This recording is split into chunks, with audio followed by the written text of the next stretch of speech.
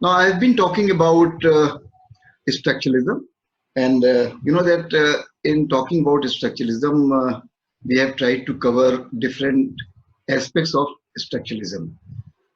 Since every day some new person may join, so that's why it is always better that I give some overview of what has been discussed so far. So let me just give you a very brief overview of what has been discussed so far. We began our discussion with some precursors of structuralism. By precursors, we mean some thinkers or some works which made their appearance, but they were not considered structuralists as such. It is only later that their work is considered structuralist, and a very important, say, stage in the history of structuralism. So we discussed the work of Italian thinker Vico.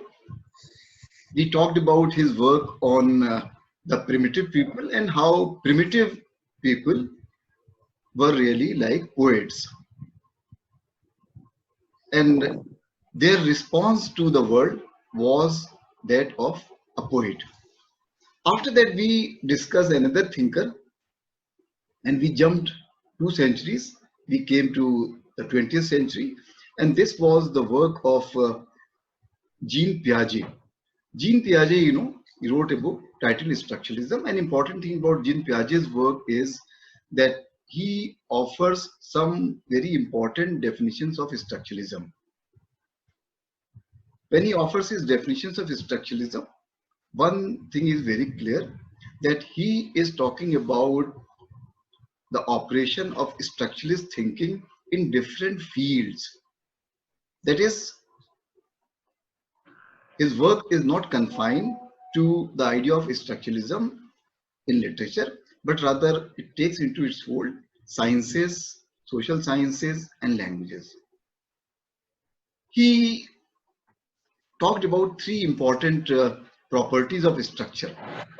And what are those three important properties of structure?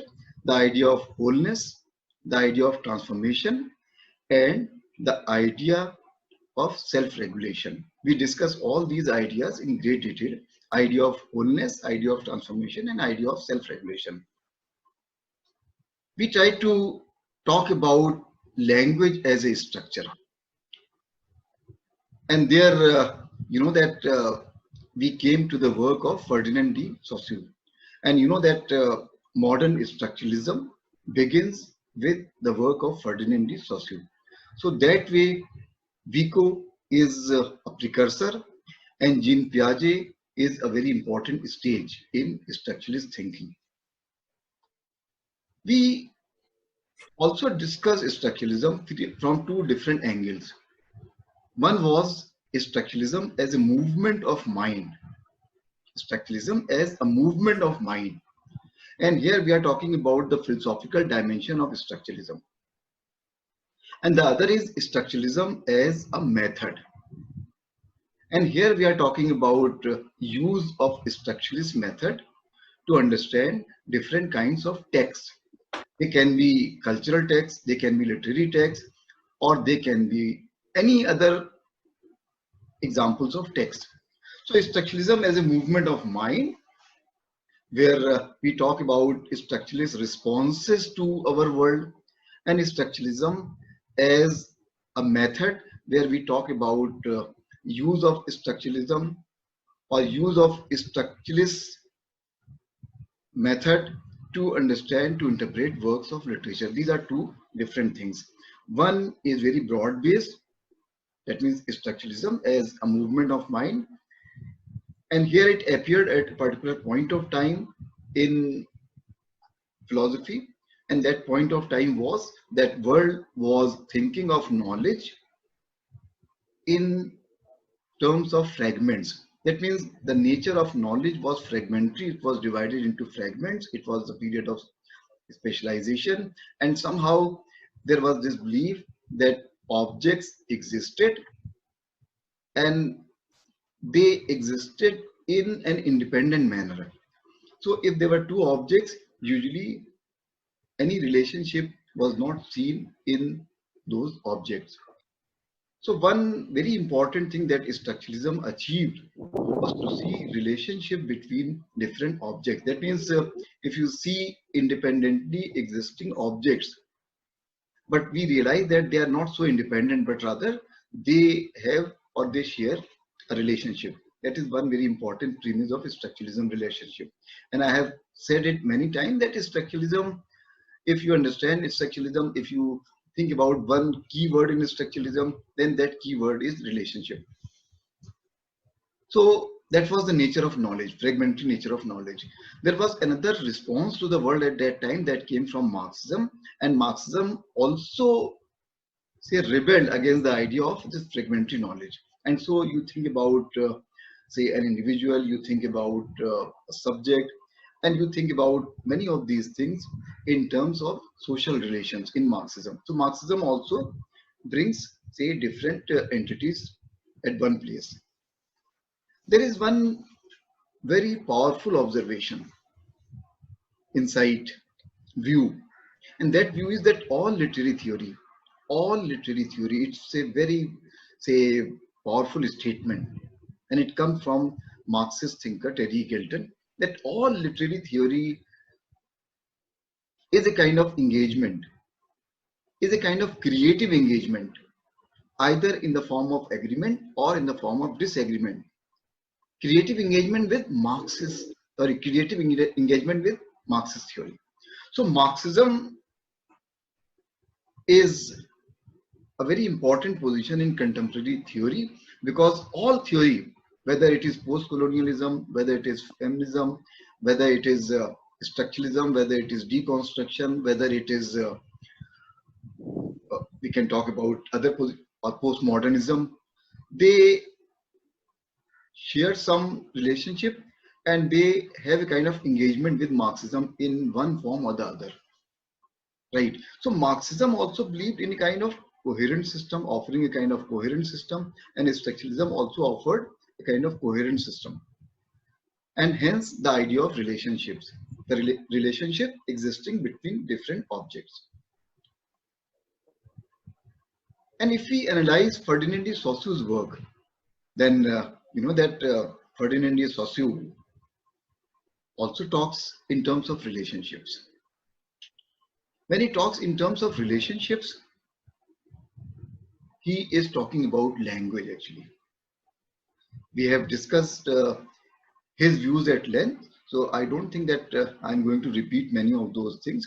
But there was a question from a student which I must answer. You know that many of the students who are just joining this paper or who have started studying theory, they have sometimes some basic concerns, and they may feel inhibited to ask questions maybe on this platform, or even putting those questions on the WhatsApp group. So they can always send me their questions separately on my WhatsApp number, and I'll try to address those questions. So one such question was, there is this concept of denotation and connotation. Is it the same as signifier and signified? And the answer is no. Because signifier and signified, if we put it very simply, you have a sound image, and any word has a sound image, and then you have a particular concept or meaning attached to that sound image. That means if I think about a book, suppose this is a book. Now when I use the word book, you have this particular picture in your mind.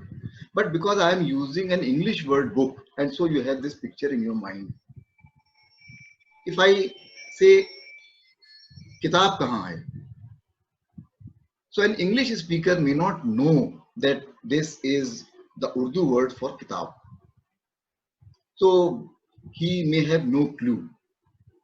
So this brings us to another important aspect of this relationship, and that is that the relationship between signifier, that means the sound image book, and signified, the concept that it connotes, the concept it say brings in our mind, the meaning that it has traditionally.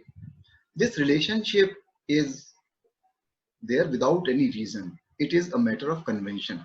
So if I say phone, mobile phone, then you have this particular picture. But because the word mobile phone is used in many other languages also, so probably there will be less problems. But so many other words, you use the word kitab, you use the word horse, and you use the word ghoda. So that means the relationship between this word and its meaning, signifier and its signified, this is just a matter of convention. So signifier, I'm addressing your say question. Signifier is that sound image, and signified is that concept meaning that is attached to that, right? So we move ahead from this particular point, and of course you raise an important question, because denotation and connotation. Denotation usually means the literal meaning of a word, and you can say that the language that is used in sciences, the language which is used in reporting experiments in sciences, that language is denotative.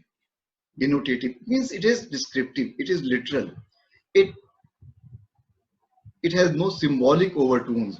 It has no, say, no other meaning than is the meaning which is conventionally given.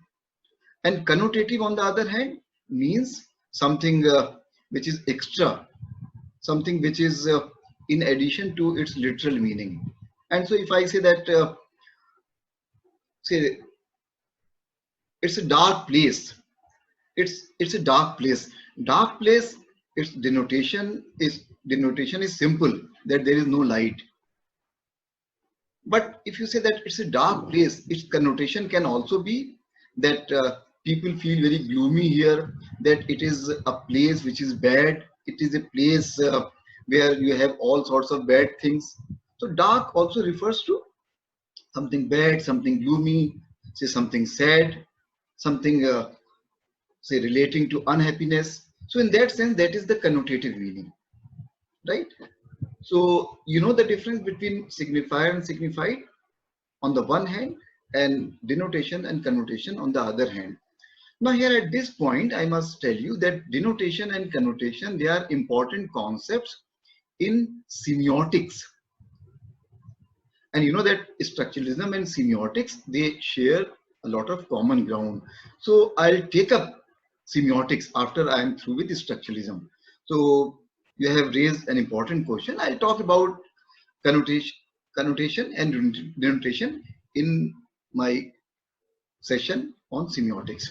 Okay, so we come back to that discussion. When we were discussing Ferdinand de Saussure, we also tried to discuss the influence of Ferdinand de Saussure. And there we saw that Ferdinand de Saussure had a wide-ranging influence. He had his work exerted influence on Russian formalism. His work also exerted influence on, say, Czech structuralists. And that way, you can see that in structuralism, say, different strands started emerging. You can also say that in the study of language in 20th century, different strands started emerging. And I give you, say, an example also. And I also mentioned that there are three different strands. And what are those three different strands that we mentioned? One particular strand comes from work of American structural linguists. They were working on Indian languages, and their work has, say, implications for, say, anthropology also. That means There you see a kind of meeting of anthropology and linguistics, right? So that is one important stream. And another important stream was Copenhagen structuralism. And the third important stream was, that was, say, Prague School and its functional linguistics. Prague School, you know that it was represented by Roman Jakobson. We see that structuralism and formalism, they share a lot of common ground. And in fact, you cannot understand structuralism without formalism. And so we try to look at some basic concepts in formalism, in Russian formalism. And there also we encounter this idea of language as a kind of self-sufficient system, right? So to just go back to that definition given by Jean Piaget, structure is something which is whole. Structure is something which is capable of taking all transformations in its whole, and structure which is self-sufficient. So when we look at the work of Russian formalists, their study of literature, you see that their literature appears a kind of self-sufficient system where something is produced out of literature. And so here we can also mention in passing something which appears in oversimplified form in certain introductory books, like for example Peter Barry's book, but that is not all that you need to know about structuralism. But that is also an important concept, and actually it also has its origin in Russian formalism. You know that yesterday we mentioned how the idea of literary history is important in Russian formalism, especially in later theory. What is the meaning of literary history?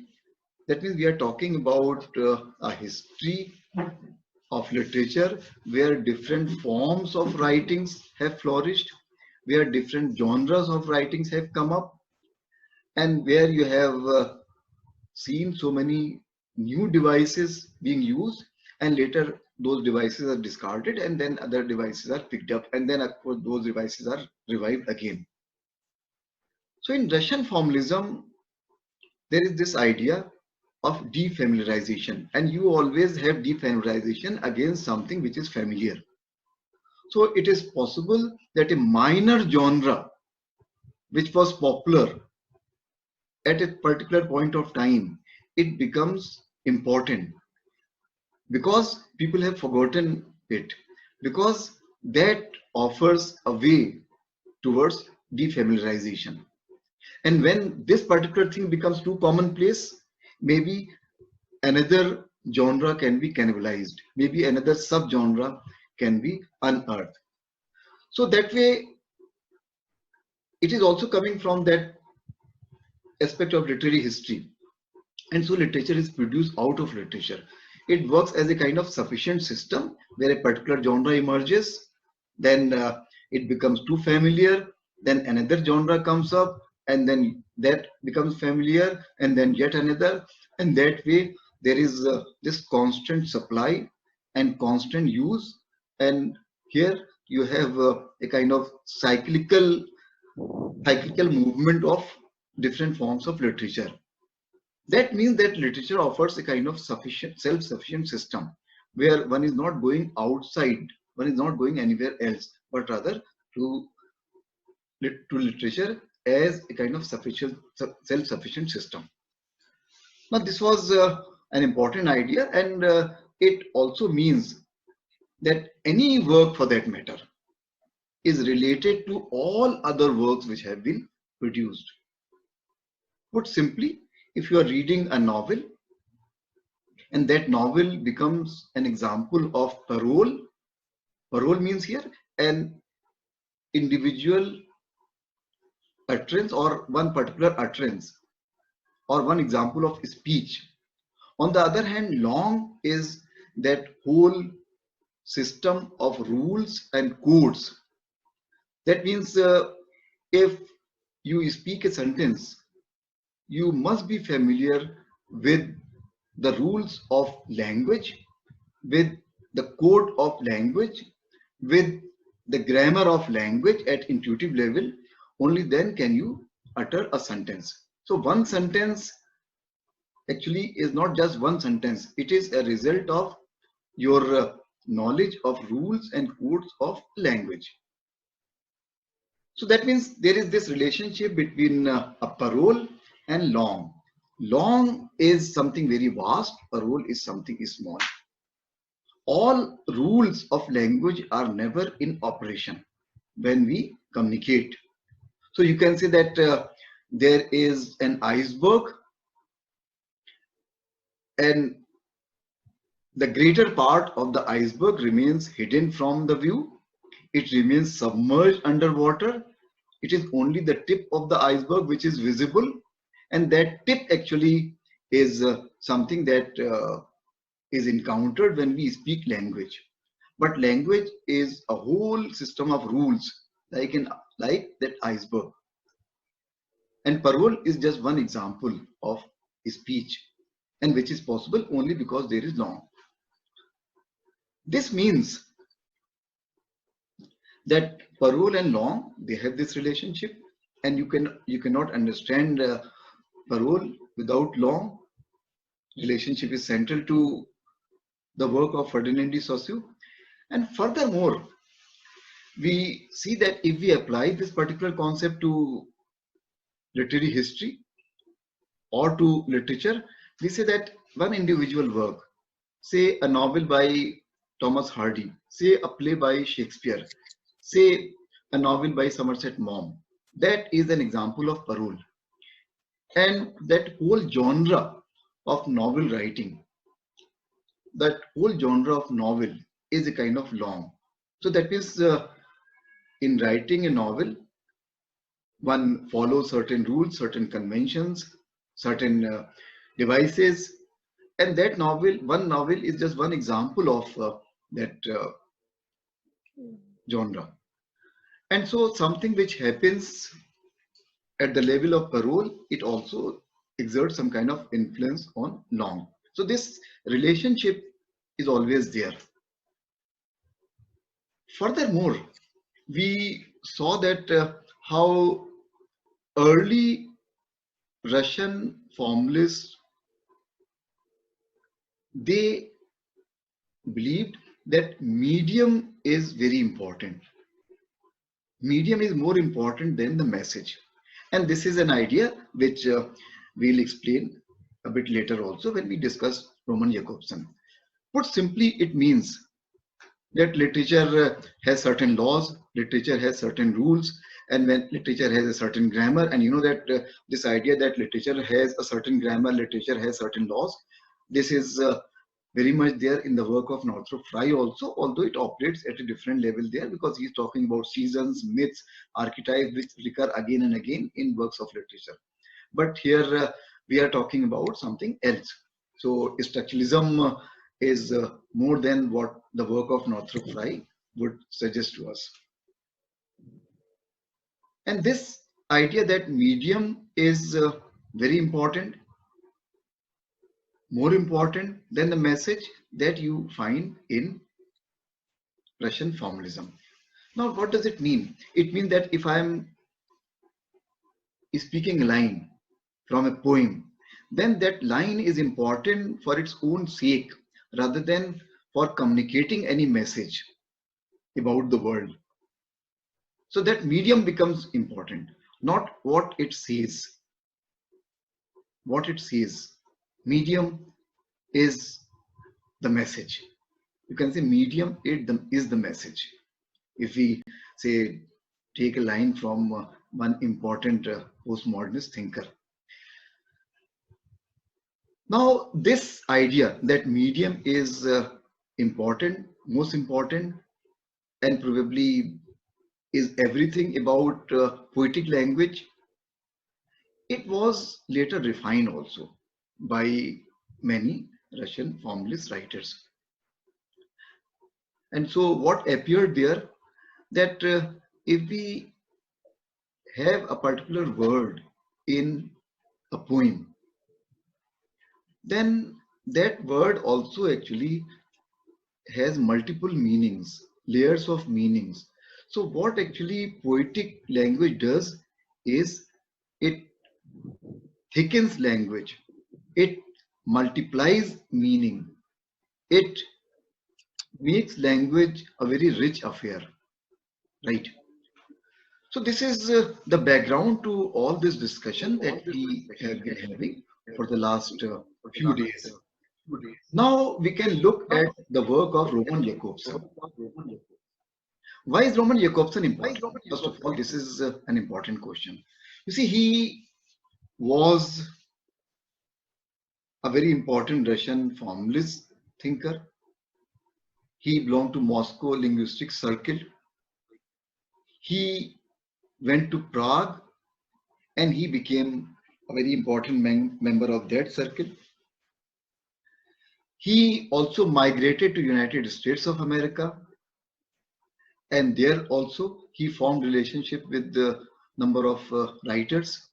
So that way the entire course of structuralist theory has been greatly influenced by the work of Roman Jakobson. And another important thing is that when we look at structures of literature, so far we have talked quite a bit about structuralism as a movement of mind, or structuralism as we see through Ferdinand de Saussure's theories. But Ferdinand de Saussure was a linguist, right? So far we have not discussed this question: what exactly is the relationship between literature and structuralism? And we discuss Russian formalism for this precise reason, because there is a relationship between structuralism and literature. So Russian formalism was important, and there we already discussed the work of Shulevsky and others. When it comes to novel, and you know that Russian formalists, they were greatly interested in what is called the plot of a novel, because for them what was most important, it was those laws of literature, those rules of literature. So those laws of literature and those rules of literature, they were visible in plot rather than in a story. So this question, what is the relationship between structuralism and literature, and how structuralism operates in works of literature, this brings us to two aspects of this question. One, what is the relationship of structuralist approach to poetry, and what is the relationship of a structuralist approach to fiction? So that means when we talk about structures of literature, we are talking about poetry, and we are also talking about fiction. And in this session, I'll be talking about, say, structures of literature with reference to poetry. You understand? Structures of literature with reference to poetry. And for this, the work of Roman Jakobson is extremely important. Since Roman Jakobson's work has also been explained, and he also explains his work with reference to certain diagrams. So I would like you to just see those notes also, which I posted for you, where you have some of those diagrams, right? First of all, let me just talk about Roman Jakobson, that he was a linguist. He was a linguist.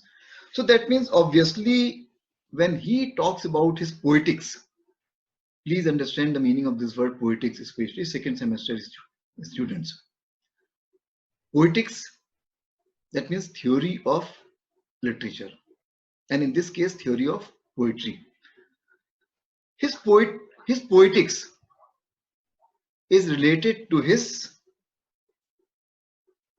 concepts of linguistics. That means when he talks about his poetics, he talks about poetics with reference to his ideas about linguistics. That is one important thing.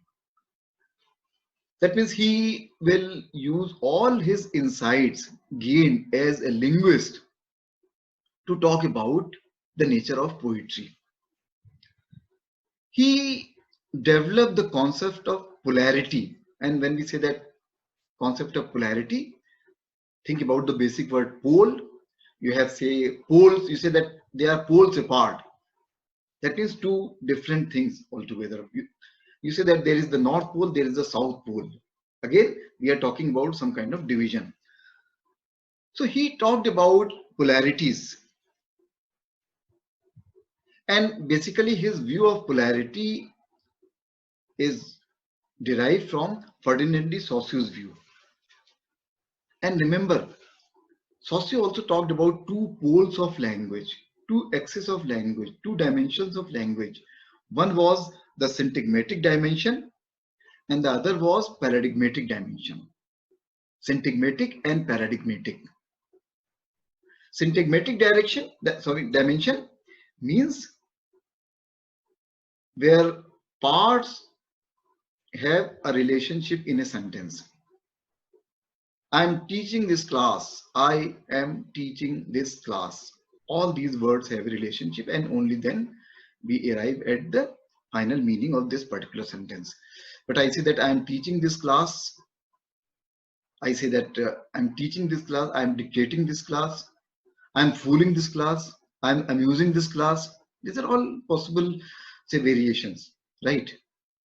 So I chose the word teaching. I did not choose the word fool. I did not choose the word amuse. Fine. That means those are also words which could have been chosen. They refer to another dimension of language, and that is paradigmatic dimension, where you have a word which is used and all those other words which are not used, but they still helped making the speaker said making a choice. They help the speaker making a choice. So that is the paradigmatic dimension, and one is syntagmatic dimension. Roman Jakobson brings his two concepts. And what are those two concepts? Concepts of metaphor and metonymy. Right? Metaphor and metonymy. And he tried to relate these two concepts to these two dimensions of language. Right? I must add one more thing. He is using Ferdinand de Saussure's work, fine, but he also provides a kind of empirical evidence to his research. And this is important. What is empirical evidence? Something gained because of some practical work in the field on the basis of some data. You know that social scientists are known for conducting their research in an empirical manner. Or you can say that if somebody's research is quantitative in nature, then obviously that research also uses empirical data. On the other hand, if somebody's research is qualitative, then it is usually, say, in terms of interpretations or analysis that research advances.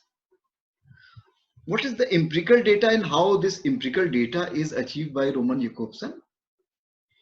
He was working on the problem of speech disorder of children. He was working on the problem of speech disorder. There is a word for this, aphasia. So that means children who are suffering from speech disorder, they showed, or you can say that there was some particular feature of their speech. And he identified two different kinds of speech impairments. That means if these children had problem speaking certain words and sentences, then their problem could be diagnosed also, and it pointed to two different directions. They had problems of a kind where they could not use metaphor and they could not use metonymy. I'll explain.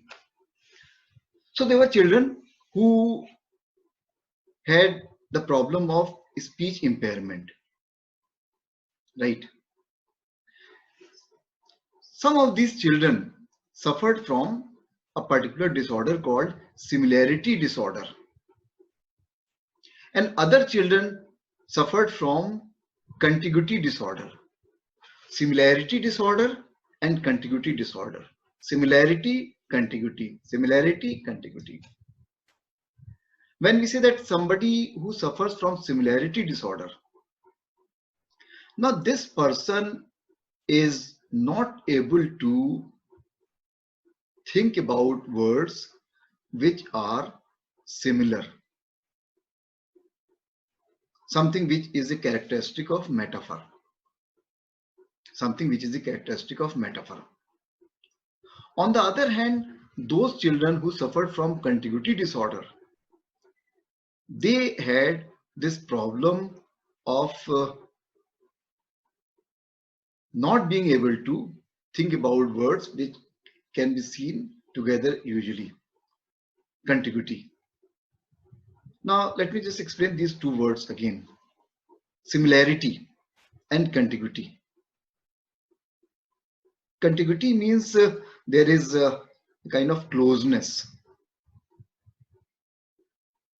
So if I say that the president of the United States lives in White House, and these days actually he lives only in the White House. That means whenever we use the word, the White House is going to adopt a new policy. Now here White House also refers to this office of the president of the United States of America. So there is this place where the president lives, there is contiguity, and it means that whenever this sentence is used, say White House is considering this policy, it means this is an example of contiguity. On the other hand, if I say that my car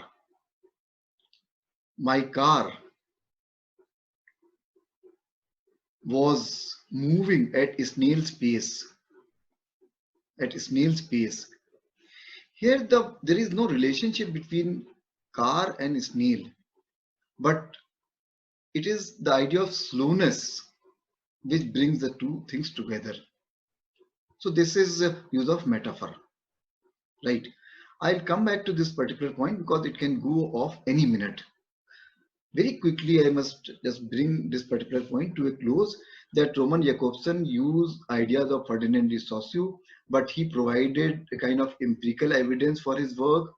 He was working on the problem of speech impairment of children, and he saw that the children were suffering from two basic problems. One was the problem of similarity disorder, and the other was the problem of contiguity disorder.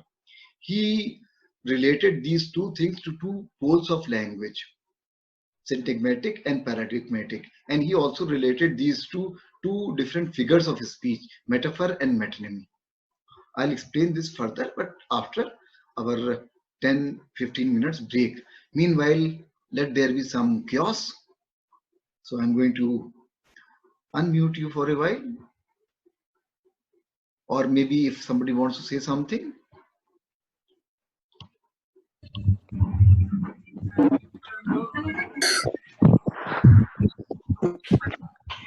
How can we decide the smallest?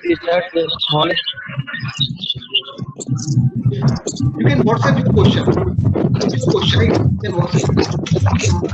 How decide your relationship? Which is the smallest part that has to. So we were talking about Roman Jakobson basically advancing the ideas of Ferdinand de Saussure, that how he focuses attention on Saussure's two poles of language, that is syntagmatic pole and paradigmatic pole of language. Now this means that Saussure provides some kind of impetus for work which was done by Russian formalism, a point which we have already discussed. Furthermore, we saw that how Roman Jakobson provides a kind of empirical basis for Saussure's work. So syntagmatic pole of language and paradigmatic pole of language. These two poles of language are related to two different kinds of disorders that Roman Jakobson mentions. And what are those two different kinds of disorders? One is a similarity disorder and the other is a contiguity disorder. So that means if a person is suffering from similarity disorder, he finds it difficult to make use of metaphors.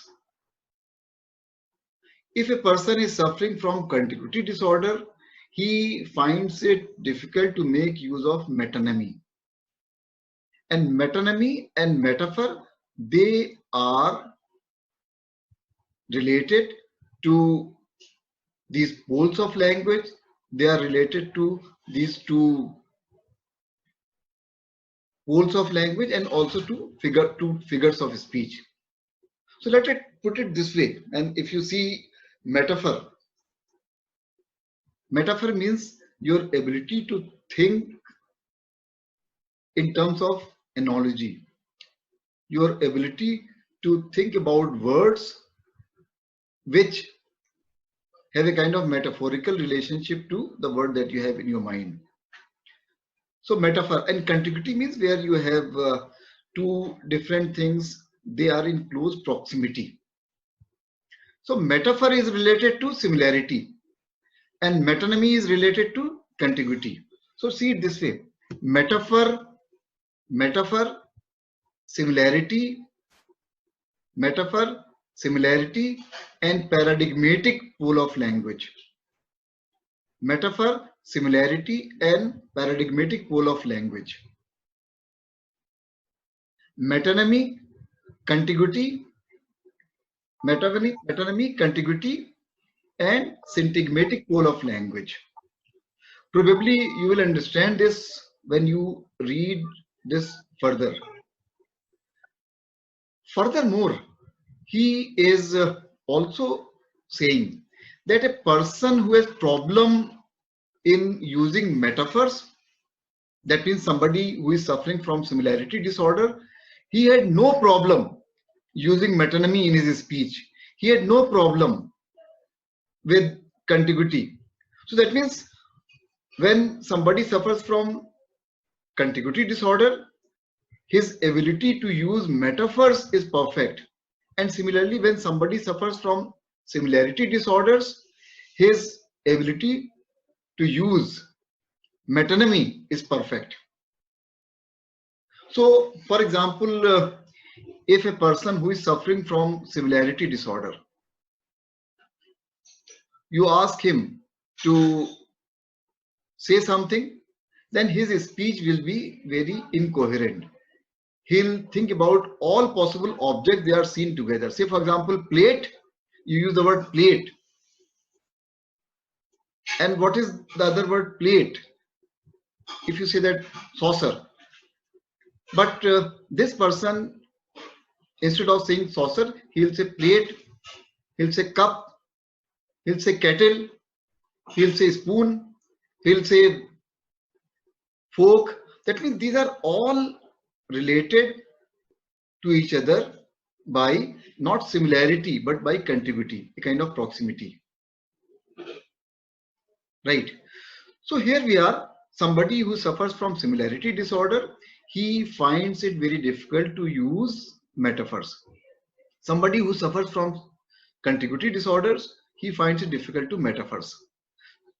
And contiguity means closeness, proximity. And metaphor means sameness. These are two different things. Sameness is different from closeness. Something which is the same is different from something which is close. So if we say that President of the United States of America lives in White House, but instead of saying this, we say that the White House considers a new policy. So here we are viewing this relationship in terms of this proximity. And if we say that, say my car just beetled along, or my car moved like a snail. So here we are talking about the relationship of the movements of two things. That means the movement of the car, which is very slow, and the movement of the snail, which is slow. Now, from this particular point, Roman Jakobson makes a very startling observation that if we view the entire history of literature, then one particular form of writing is dominant, and then at another time another form of writing can be dominant. He is saying that there is a metaphorical form of writing and there is also a metonymic form of writing. You can also say that metaphorical mode of writing is dominant in poetry, and metonymic mode of writing is dominant in prose. What is important in prose? Sequential relationships. A sentence, then another sentence, then another sentence. Sequential relationship.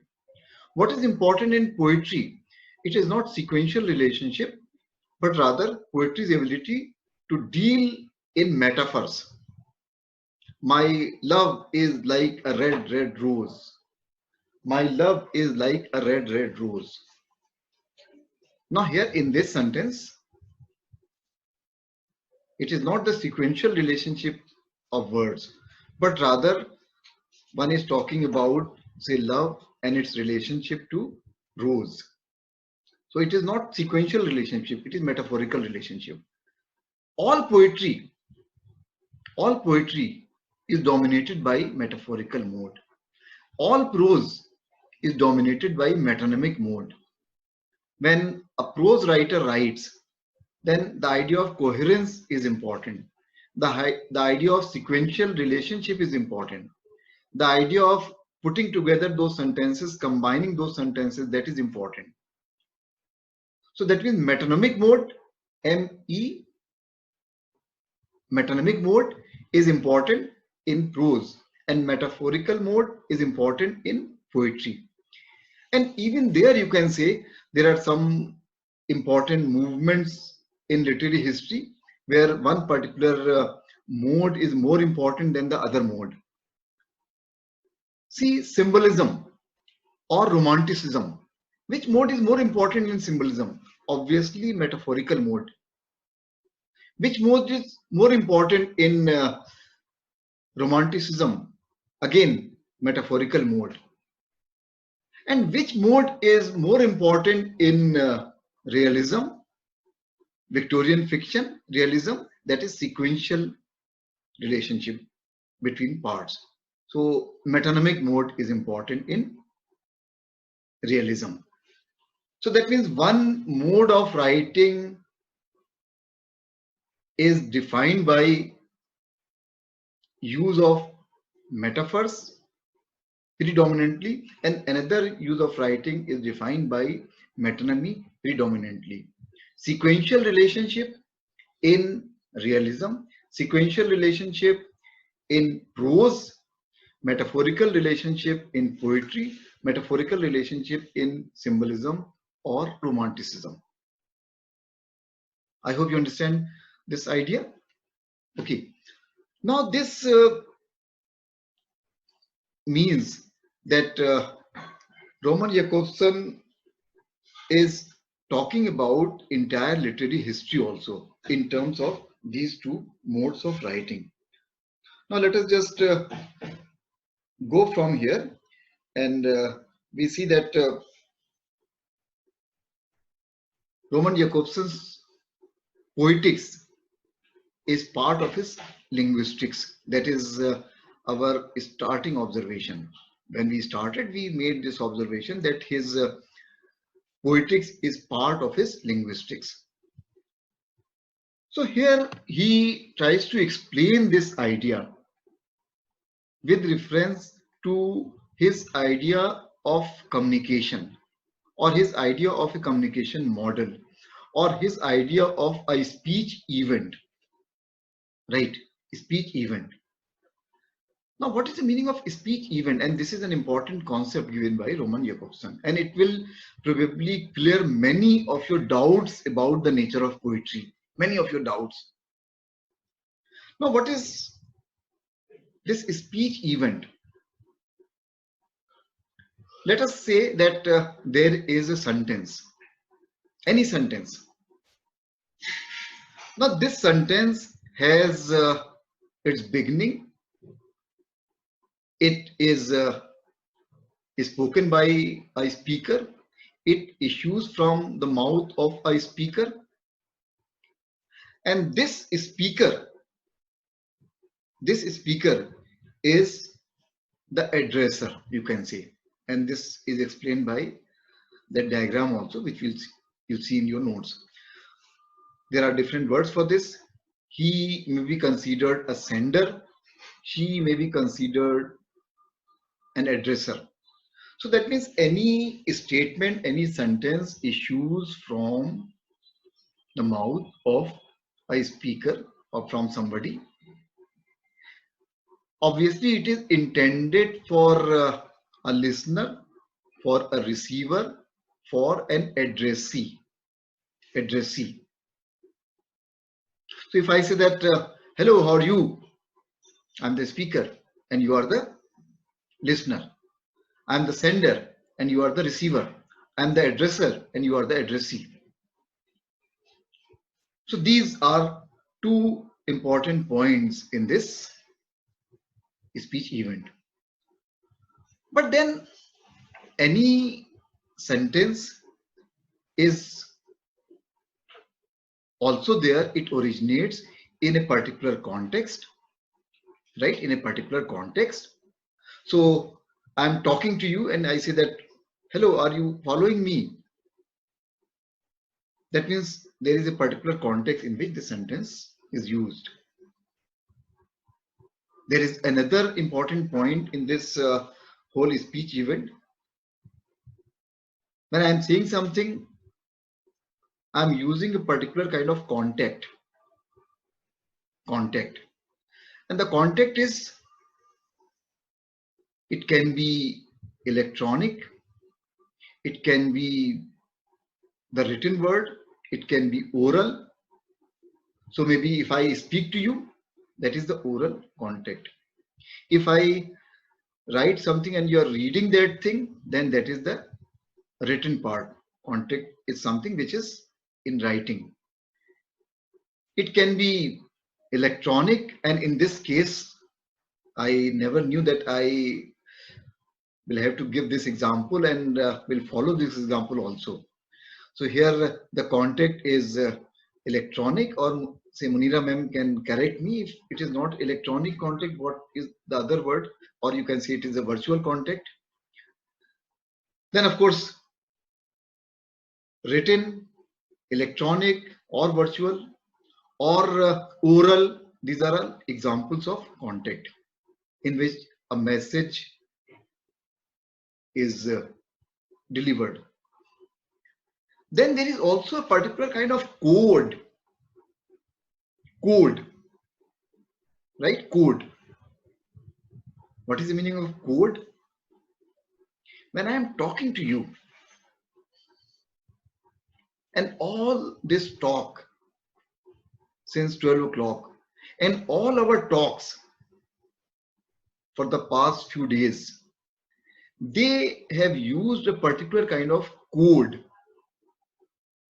And what is that code? That is the code of literary criticism.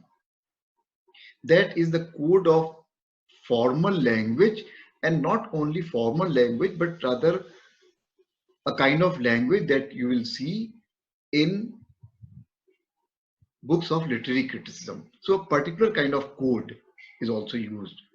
And you know that if somebody narrates a story, narrates a fairy tale, then fairy tale also follows a particular kind of code.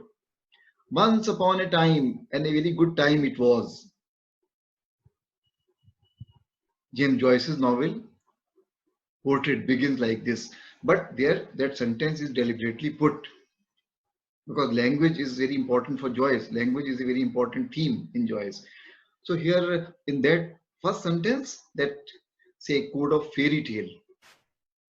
Similarly, if you follow certain magazines which are all about motorcycle and automobile, they also follow a particular kind of code.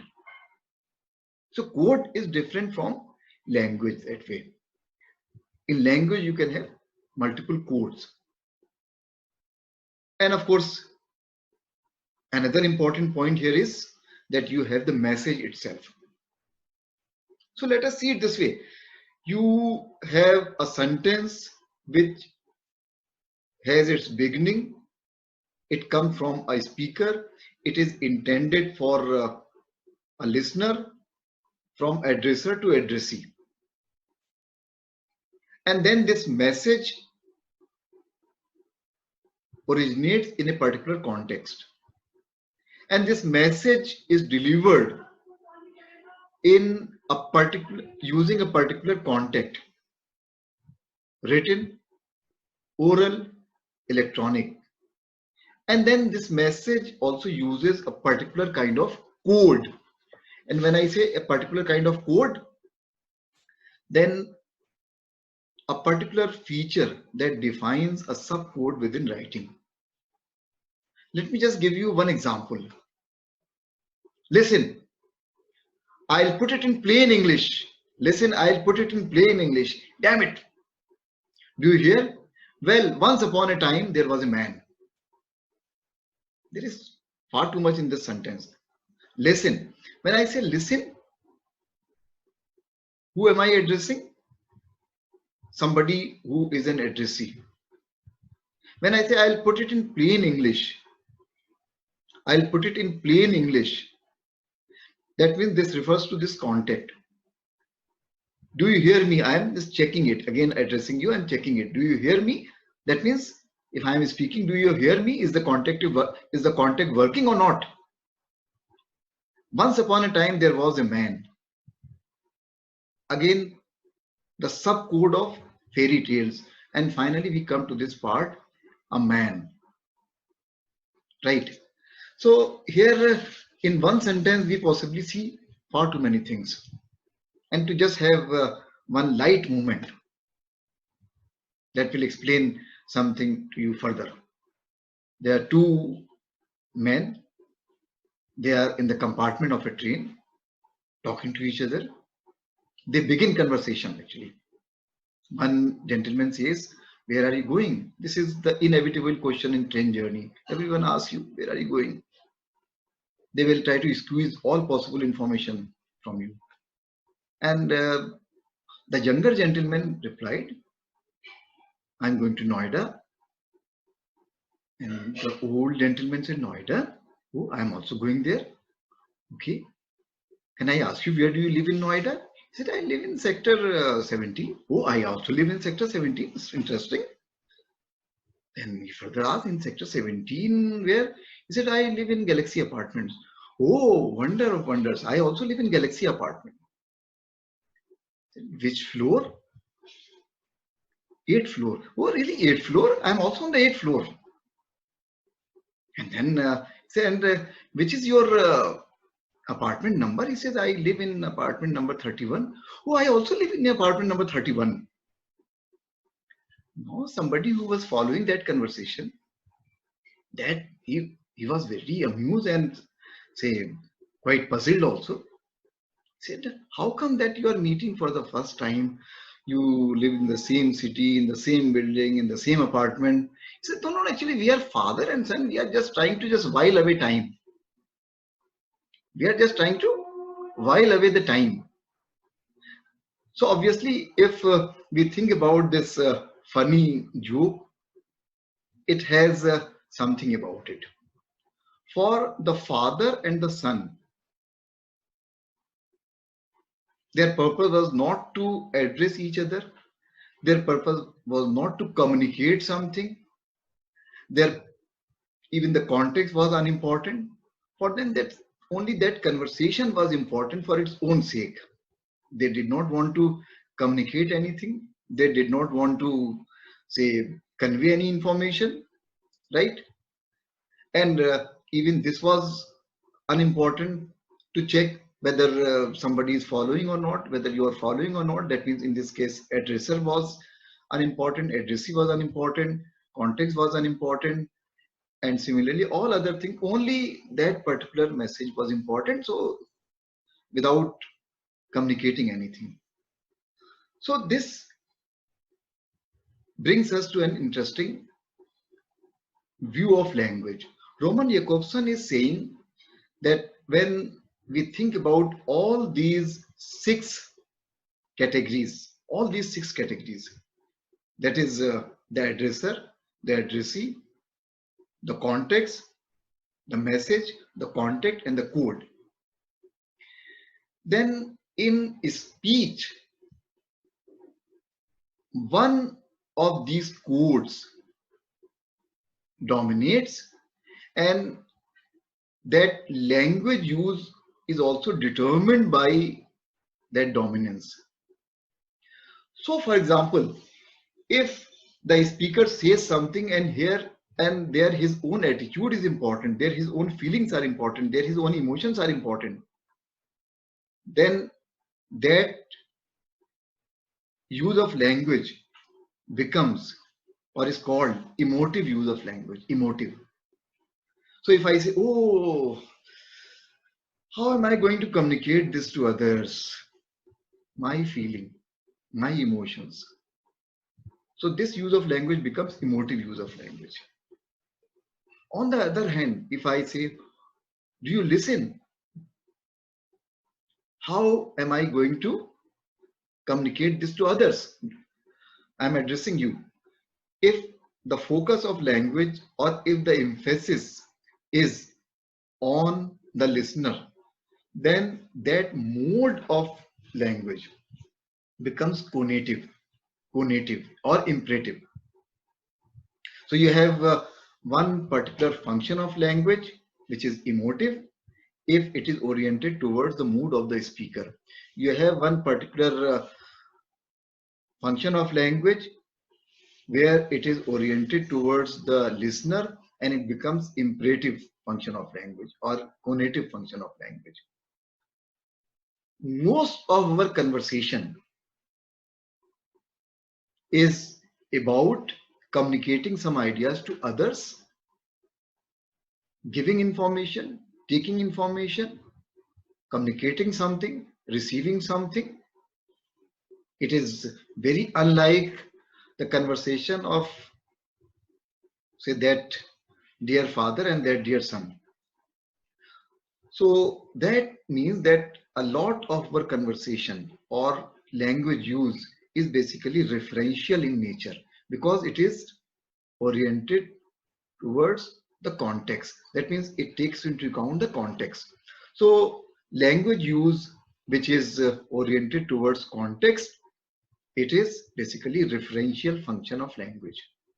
And so all your books that you read, basically they are referential in nature. All your talk is referential in nature. Even this conversation that I am having with you, it is also referential in nature. So 90% or more than 90% or possibly you can quantify it, most of our communication is basically referential in nature because we are giving information, we are receiving information. Then in some cases, we also try to find out whether the contact is working or not. See, for example, if I ask you, oh, are you following me? Do you hear me? Am I audible? Now here I want to be sure that this contact is working or not. Maybe I am saying something and you are not following. So this electronic contact is working or not. So if the conversation is of this nature, and usually you have some sentences like this that do you follow me? Do you hear me? Do you understand? Are you listening? These are all examples of language where we are trying to see whether the contact is working or not. So this use of language, this function of language is called phatic function, P-H-A-T-I-C, phatic function.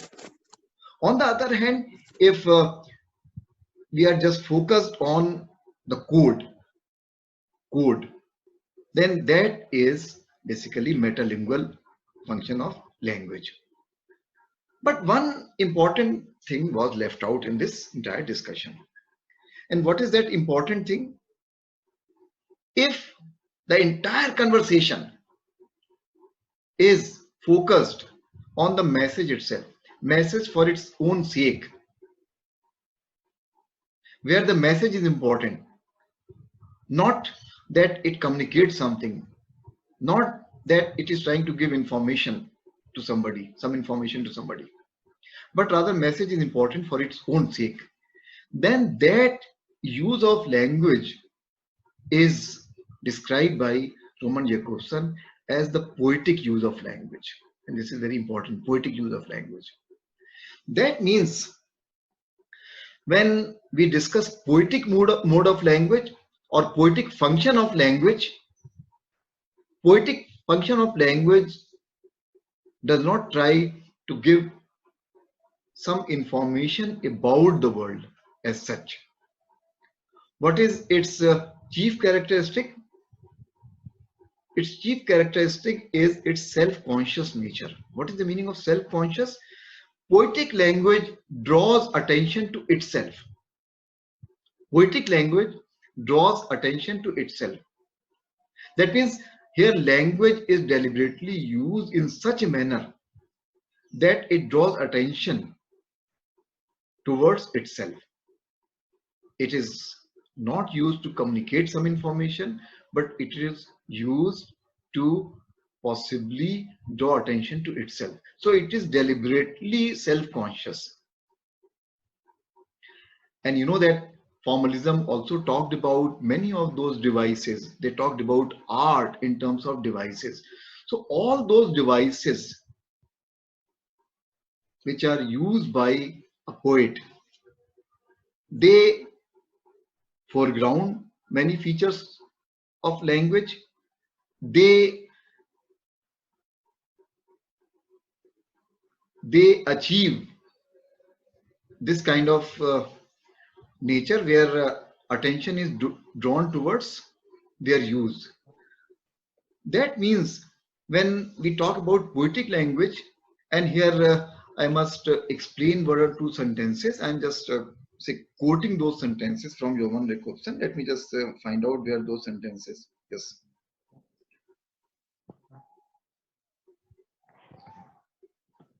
Yes. What we can say here that its mode is autoreferential. Its mode is autoreferential, and here when the mode is autoreferential, that means it does not refer to any reality outside itself. So metaphors may be put together. Metaphors may be put together in a poetic use of language, right? Or certain devices may be used deliberately in the poetic use of language. And one important thing that happens in poetic mode of language is that this traditional relationship between signifier and signified, that is broken. So you have signifier and you have signified. Signifier, book. Signified, a particular picture or particular thing that is there before you. But this relationship, this say clear relationship, this clear journey from signified to signified is broken in poetry. And so you can see that most words in poetry do not usually mean what they do outside poetry. And here what poetry does is poetry also thickens language. Poetry intensifies language.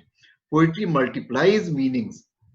And this way it becomes not only self-referential, it also becomes self-contained. It also becomes self-sufficient. It also becomes self-sufficient, self-contained. And this way you can say that it is essentially a structural view of language. That means poets are not going outside their world. That means they are not talking about say all those things in the world, but their chief concern is that poetic language. Their chief concern is those devices. So rather than any reality in the outside world, it is the world of those metaphors, world of that language, world of those devices with which poets are concerned. And so here their use of language is not only self-contained, it also becomes self-sufficient, not requiring any outside agency as such.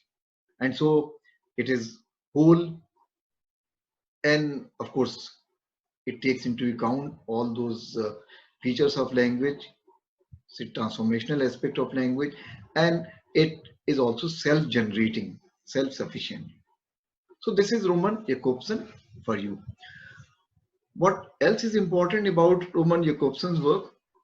That it has great applications also. So if you look at the work of Charles Dickens or any other novelist, and you see that how certain details are put together, then we are seeing the functioning of the device of metonymy. We are trying to say, okay, this is a metonymic mode of writing. On the other hand, if we look at poetry or some examples of poetry, you'll see that is metaphorical mode of writing. Now, one last point about Roman Jakobson. When this is when this speech event is there, where you have the emotive function, where you have the referential function of language, where you have the conative function and all possible functions. He is not saying that it is only in poetry that you have use of those metaphors or you have use of those devices, right? You can find metaphors elsewhere also. You can find metaphorical use of language elsewhere also. That means in our day-to-day conversation also you can find use of metaphors. Important thing is, where is it dominant? And you say that that is dominant in poetry. That is dominant in poetry. So there that performs, that language performs poetic function. There is no essential difference between use of language in an advertisement and in a poem. Suppose we take a line from an advertisement. We take a line from an advertisement. And suppose the line is, believe in the best, BPL. Suddenly I just thought about this line, believe in the best, BPL. BPL used to be a television. Believe in the best, BPL. If you see this line, this was the line which was used in an advertisement of BPL television. If you see this line, there is use of rhyme also, believe in the best.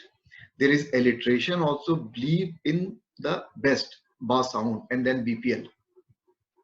But if everybody started reading this line simply as a piece of poem, this will be bad news for those television manufacturers, because if their advertisements are read simply as poetry, that means nobody is taking them literally for the information that they are trying to communicate. That means language is the same there, but it does not perform that poetic function, whereas in poetry maybe that language, that use of metaphor performs poetic function. So there we are. Their language perform functions, and language can perform emotive function if it is oriented towards the mood of the speaker. Language performs conative function or imperative function if it is oriented towards the addressee. Language performs referential function like it does in all possible cases, whether we are reading books or whether we are reading newspapers or whether we are talking to each other. So their language referential function is there. And language can also perform that phatic function where we are trying to see whether the code is working or not.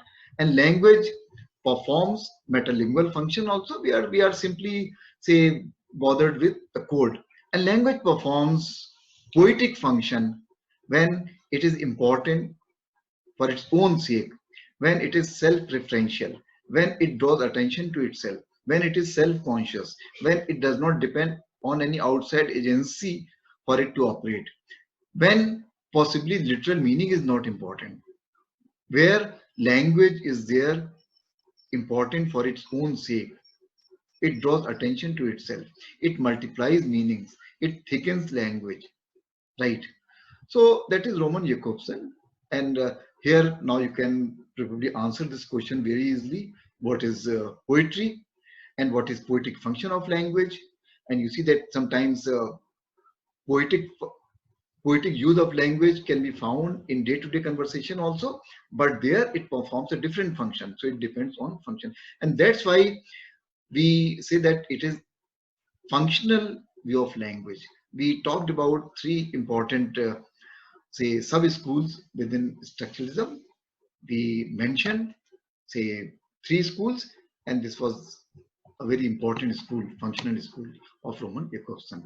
From here, we will now move to one very important area in structuralism, and that is study of narratives, study of novels, because structuralism influence, or rather it helped create a new field of knowledge, a new science of literary criticism, where it talked about novels, narratives. This area is called narratology, structuralist narratology. Narratology has also become a kind of independent field, right? So we stop here, and again let there be some chaos for 1 minute.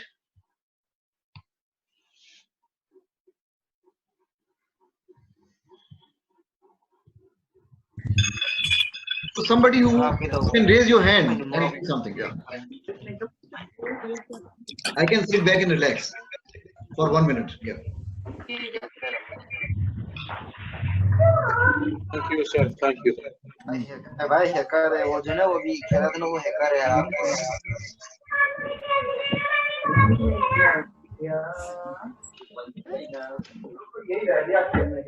Now you can see different functions of language in this.